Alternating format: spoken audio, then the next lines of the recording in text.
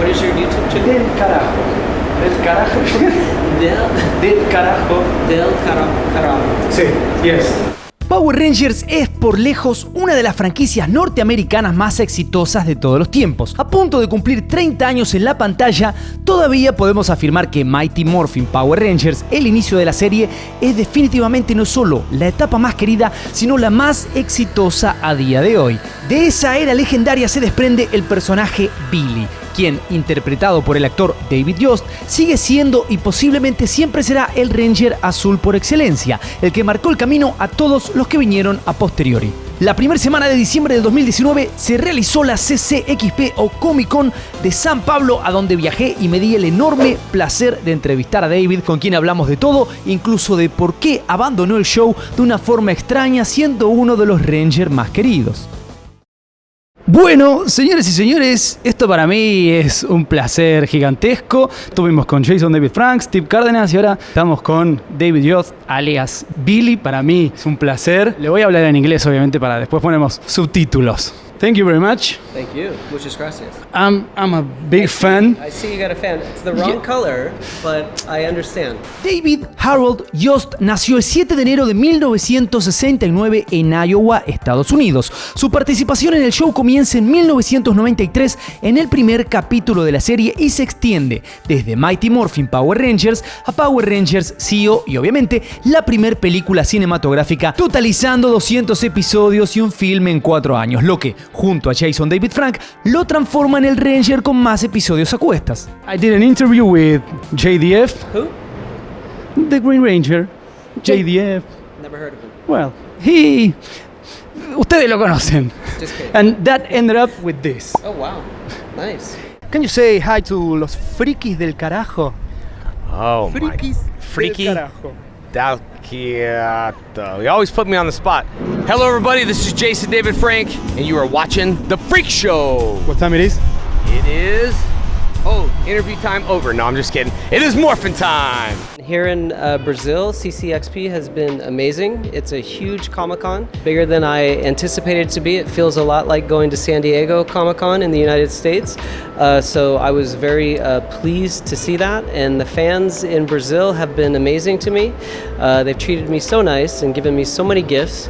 And gifts aren't necessary ever, but they've been giving me a lot of gifts. And so that's been nice. And just to know that people have traveled great distances, like 7 hours, 10 hours, some people 2 or 3 days. Argentina, 2 or 3 days by bus just to meet me is like so humbling, so it's been amazing. Well, how do you feel about being so important for people so many years after the show? It's a little, I don't know how to say it, it feels overwhelming in some ways, because when we started filming the TV show, never in a million years would I have thought that a character that I played or that my co-stars played would have such an amazing, strong impact on people's lives that really helped shape who they wanted to become.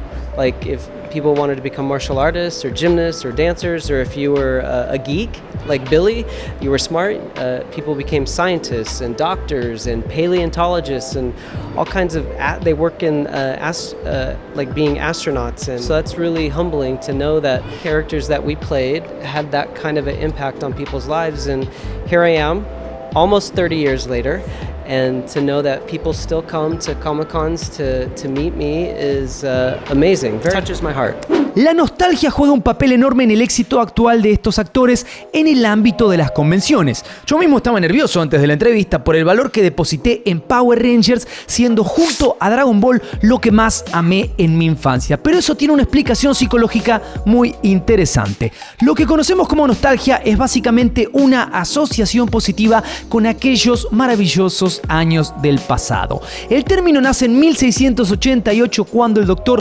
Johannes Hofer lo utiliza para hacer referencia a los soldados y la nostalgia de regresar a casa. Pero ¿por qué esos recuerdos son tan fuertes en uno? Simple, todo lo que vemos durante la infancia y hasta la adolescencia sucede en una etapa donde todo es nuevo, por lo que su impacto es mayor, y a partir de los 11 o 12 años, la revolución hormonal hace que todo tome un valor incluso más extremo para uno. Por lo que en el futuro jamás volvemos a sentir lo mismo por ninguna otra cosa que lleguemos a experimentar. I mean, I come across this at every Comic-Con convention. It's really interesting because I meet people that are now like 25 to 35, and they become like little 7-year-old kids when they meet me, and some people start crying because it just brings up all this childhood emotion, and so it's really an honor, and I want to make sure that I'm giving the fans of Power Rangers the most that I can give them. So it's really neat to meet people like you, that the show has had an impact on you, and I appreciate it. Well, I mean, obviously being a Power Ranger or any kind of a superhero on television or in films, because we did both, is pretty amazing. You couldn't ask for a better job because everybody wants to be a superhero. So, when I go out in public back in the 90s, I would get recognized a lot of times by little kids like you that were 6 or 7 years old, and you would get shy or scared, but your parents would push you at us and say, go ahead and shake his hand and all that kind of stuff. So, Excuse me, my son, yes. he's 5, he likes Power Rangers first season, Yeah. Take Mighty Morphin.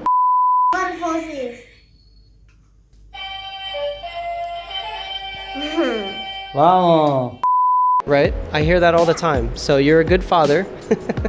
So thank you for that. But yeah, it's kind of amazing because I hear stories like what you're saying. Because of Netflix, a lot of young kids get on Netflix on their own and they discover Power Rangers, but they discover the original Power Rangers, and that's the one that they like the most out of all of the Power Rangers that were ever created. So that means something to me, and it also speaks to the original cast and the chemistry that we had together and the way that our show developed. I just think a lot of people related to it back in the 90s, and they still relate to it now.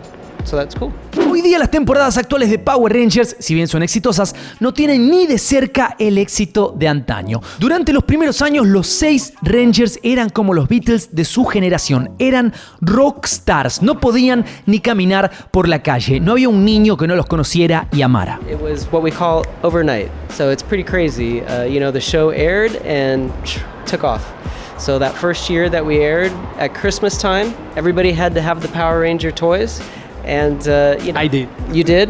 Well, you're lucky if you got them, because a lot of kids didn't get them because there wasn't enough, and people's parents would be fighting at the stores trying to get the toys. So it was a pretty crazy experience back then. What's your favorite episode or maybe season? Well, my favorite season would obviously be probably the first season, because we had so much fun, and as a cast we went through so much together, like the auditioning process. We filmed like 12 to 14-hour days for like ever before the show even started airing. And then once the show started airing and the television show shot to #1, not only in the United States, but around the world. So we all became famous together. So we have such a strong connection and a strong history. So if you could direct a Power Rangers episode today or a season, what would you like to do? I keep mentioning this, Hasbro has taken over the franchise of Power Rangers, and everywhere I go in the world, I consistently get asked, can the original team please come back together and do a reunion episode, do a reunion film? They wanted all of us in the 2017 movie, and we weren't in it, and so, I've been asking Hasbro to try to make a Netflix limited series of like 7 episodes of the original cast coming back together, and I think that would be great for a lot of people, and we would pay homage to Trini, who was played by Thuy Trang, the first Yellow Ranger, and we'd kind of go through all the main characters' lives and where they're at, as well as Bulk and Skull, don't worry, and kind of get into that and bring the team back together in a way. It'll be darker in tone than when you were kids. There was something that was kind of weird for me when I was a kid. Okay. I was watching the show, and then when you morphed, suddenly the I don't know how to say it, the tone of the video, something changed. I didn't know what was happening, but then I saw an episode where Japanese girls were like running. Wow. Right. And I figured something is happening here. I was a little kid and I didn't know. Well, that's very perceptive of you as a little kid, because most children didn't pick up on you were very perceptive. But obviously, for those of you who don't know, part of Power Rangers, in the first season, we got our action footage from Japan. So they cut in Japanese footage from a TV show Zyuranger. that was called Zyuranger, and they cut it into the American version of our show, and so that's why there was like that weird shift of why it looked different. But that was mostly just for the first season. After the first season, we started running out of Japanese footage, and so they started filming a lot more stuff in the United States. So when did you find out about the Japanese version? Well, I mean, we always kind of knew. We would hear like, oh, part of the footage is from a Japanese show. We didn't understand what the Japanese show was, and I would say probably a year and a half after, maybe not that long, but a year after we had filmed the first season, we were at a party at one of our producers' house, and they showed us a couple episodes of Zyuranger, and we were a little shocked because it's so dramatically different than our show. There's even blood. Yeah, there's blood, and Green Ranger and Red Ranger are brothers, and there's death, and it's a little out there. So it's interesting to see how the American version is so much different than the Japanese version. In the first season, you almost never wear the suits. I mean, in terms of fighting, no, but we always wore the suits, yes. I mean, we would do what they call without the helmet. Without the helmet, or sometimes they would show us putting the helmet on, and then we would start a fight, and then it would cut into the Japanese. But yeah, I mean, typically we couldn't. The main actors, couldn't fight with the suits on or the helmets on because it was too dangerous. And if we got injured, it would shut down production. Have you ever been to Japan? I have not. Have you? Do you want to go? Yes, I want. Okay. I do too. I'm curious to see. I've worked for several Japanese companies, but I've never been to Japan. Sorry. Lo siento. No hay problema, todos queremos ir a Japón. Naturalmente, y con todo el respeto del mundo, me vi obligado a preguntarle por su salida del show, situación que se dio en el marco de una clara homofobia en su contra. Well, it was not easy back then. It's still probably not totally easy right now. If you want to be a working actor and you want to be in a leading role, back in the 90s, certainly it was frowned upon for being gay. And back then I was young and I was struggling with, am I gay? Am I not gay? Am I gay? Am I not gay? Kind of thing. And so it was really difficult for me. And I went through a lot of hard times, and I did a lot of damage to myself because I hated myself a lot. But I came through, thankfully, and I'm a much better person now. But as a gay person in a gay community, we still have a long ways to go to get acceptance on a worldwide level, because not everywhere in the world is accepting. Do you think Hollywood had a part in you not accepting your sexuality because it will be negative to your job?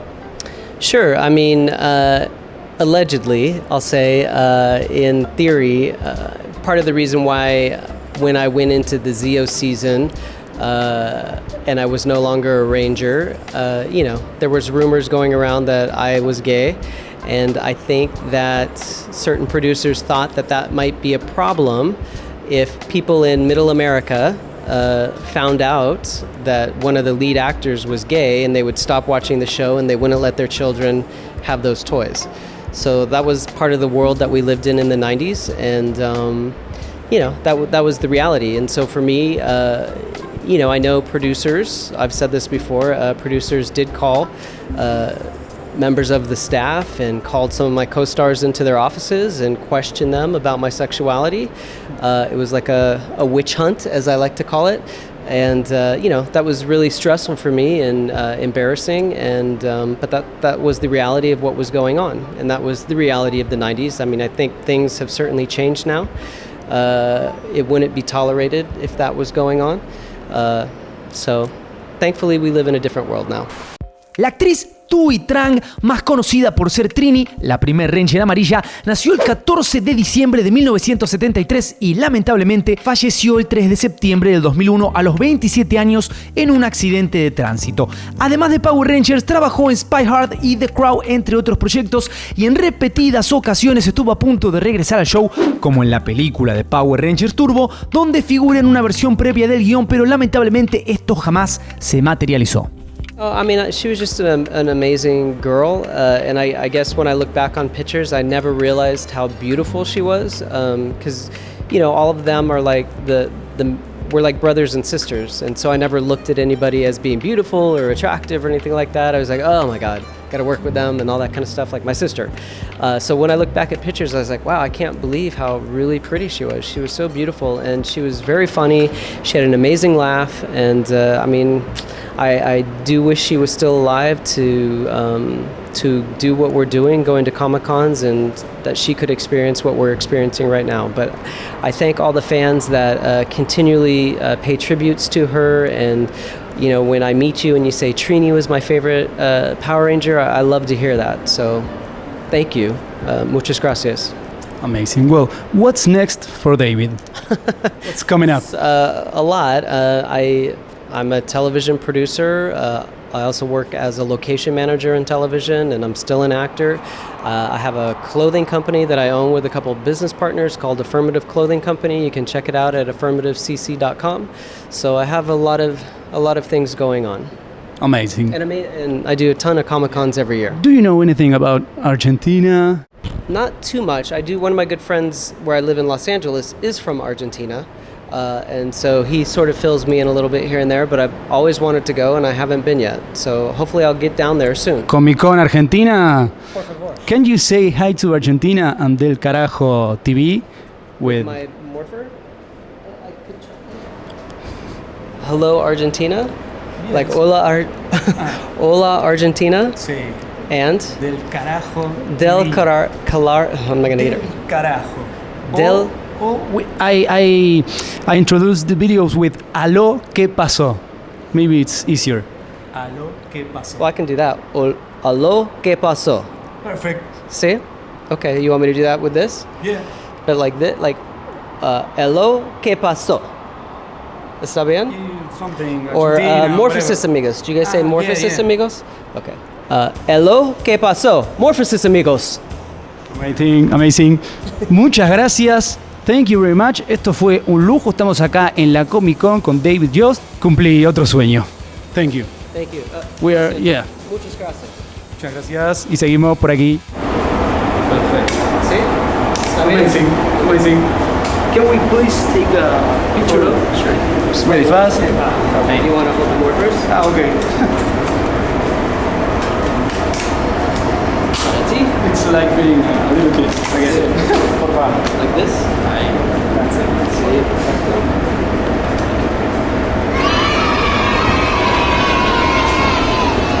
Perfect. Thank you very much. It's a true pleasure to meet you finally after all these Same. Yeah. And thank you for being a good father and introducing your son to Power Rangers. I didn't. He started watching on Netflix and it started from the beginning. So, yes, and he's a fan of the old Power Rangers. That's hilarious.